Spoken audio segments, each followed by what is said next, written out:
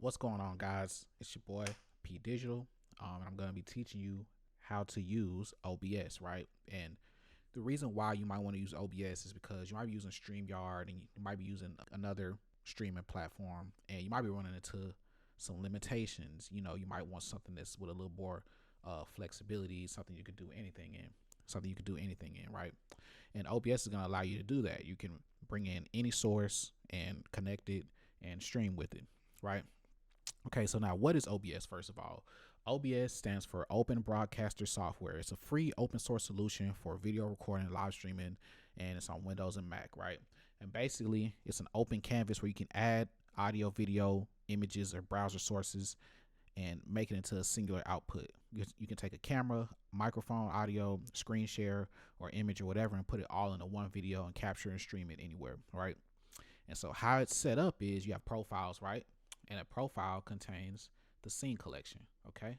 The scene collection is a collection of scenes, right? And scenes are a collection of sources, as you can see here. You have audio mixer, scene transitions, and controls, right? Now, a scene collection is a set composition. For example, it's going to be 1920 by 1080, which is HD, or the size of YouTube videos. It could be set to 1080 or 1920, which is the vertical or TikTok size ratio, but it's best to keep it at 1920 to 1080 if you're not making content specifically for that. Like if you're making content for everything, just keep it at regular 1920 by 1080 because it's easier to convert it into vertical than trying to do the opposite. Okay, now to start, you're going to go to scene collection, new, type in the name of your scene, click OK, and then it's going to be named here at the bottom, right? Now you can make multiple of these, and to start, and you go on to the bottom right here, it's going to have 5 buttons, right? You can create another scene, you can trash the scene, you have filters, which are like plugins and stuff, you have the up and down selection arrows for the scenes, all right? And next to it is your sources, right? Plus button to add a source, trash a source, settings of that selected source, up and down to select source. And these are different types of sources that you have. You have application audio capture, audio input output, browser, which you can input like a actual browser URL, color source, display capture, which is going to be like your monitors, game capture, which is going to be, like from a game application. Image can be a certain image slideshow, which is an image with a behavior set to it. Media source, which can be like a video, like from your video player. Scene, which can be a whole entire group of scenes. Teleport, which is something that's a little more complicated. Video capture and window capture, which can be a program or a browser specific tab, anything, right? And then you have the eyeballs, which just basically turns these off and on, but they're still being captured, right? And you have your audio mixer, right? And below you have your levels. You can adjust the levels. You can go to properties, change the properties, change what that audio device is. For me, I have an audio interface, and I'm just choosing the interface, which is what's being recorded right now, right? The input of the microphone, okay? Right, and you have scene transitions, which if you have different scenes and you set a hotkey to it, you can just click that hotkey or click that transition and fade or cut to it, right? The duration of that transition, plus trash, and usually you have settings right here. You have start streaming, stop recording, start virtual camera, stop the virtual camera, studio, settings, and exit, right? Now, for your video capture, you're going to add a video capture source. Well, let's just start. Just gonna make like Discord, right? So we're gonna add a window capture, right? Name it. You can name it whatever you want. We're gonna name this Discord. Well, actually, when you make your scene collection, you can choose the size of it, right? You can go on over the video, and I can't change it now, but obviously it's going to be 1920 by 1080, and your output can be of different, but it's whatever. The common FPS value is 60 frames per second, okay? right?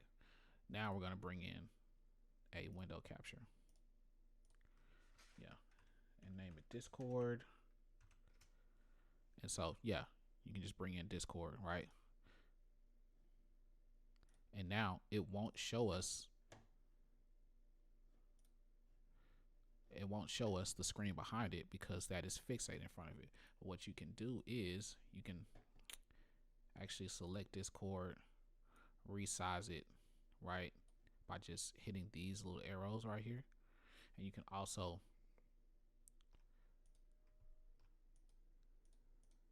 just alt click and crop it like that, right? And just only get a certain percentage. Like if you had like a chat right here that was just going crazy, you could just only have that chat, or you could have a video, right? Yeah, and if you were having a video, you have that, boom, Elgato virtual camera, and you can have this, right? Let's pretend this is a camera. Boom. Okay. Now, with start streaming, you're gonna go to wherever you're streaming to. Like let's say you're streaming to YouTube Live. You go to YouTube Studio, go live, and they're gonna give you a stream key, right? You're gonna take that stream key, copy it, and you're gonna paste it in here, click apply, and okay. And then once you're ready to stream, you have your scene all set up. You're gonna click start streaming. Now for recording, it's gonna record to an output. It can record to a URL or to a folder within your computer, right? So now you go over to output, recording, you click right here, and mine's going to my hard drive screen recording folder. You just hit browse, set it to whatever folder you're going to, click apply, and okay. Right. With start virtual camera, this allows you to put your OBS scene into anything that takes a camera source or any source, right? So let's say I'm in Discord, I'm on Facebook on my computer. I could actually show the person I'm talking to what I'm doing, like on my screen. Like I could screen share and use this as a source and just select it in Facebook Messenger, Zoom, Discord, whatever, you know. But yeah, and studio mode just allows for a program scene, which is just a set scene that's burned in, and a preview scene, which you can alter and delete stuff, right? You can just delete this, boom, click transition, and there you go, right? Now I'm gonna bring this back up. Display capture, automatic, right? You can just transition back to that, right? And you can click the type of transition you want. You can do a fade, all that stuff, man. It's really cool.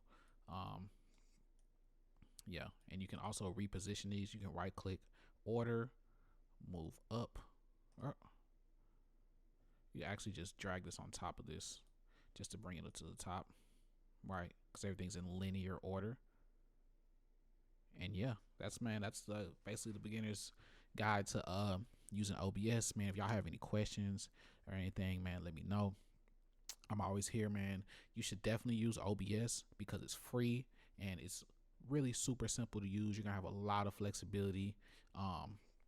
You're gonna be able to interview guests, you know, from around the world with little delay. And yeah, man, let me know if y'all got any questions. P Digital.